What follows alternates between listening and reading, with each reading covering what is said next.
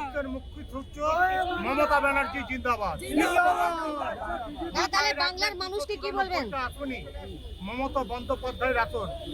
ভবানীপুর বলে আমাদের কোনো কথা নেই, আমাদের কথার দিদির একটাই কথা, 294টা আসনই আমাদের আসন, দিদির আসন।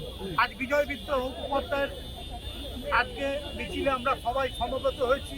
আমরা একটা জিনিস বিশ্বাস করি, খুব ভালো লাগছে আমাদের মুখ্যমন্ত্রী মমতা বন্দ্যোপাধ্যায় চতুর্থবারের জন্য আবার মুখ্যমন্ত্রী হবে। আমরা সেই আশা নিয়েই মানুষের কাছে একটাই কথা বলবো, যখন ডাকি তখন ভাই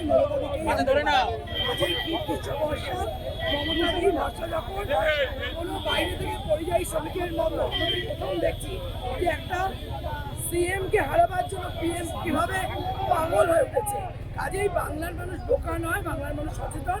তাদেরকে একটাই বার্তা যে ভোট পাচ্ছে গিয়ে যেন সঠিক নির্বাচনটাই করে, কোনো রকম ব্যাকআপে না এসে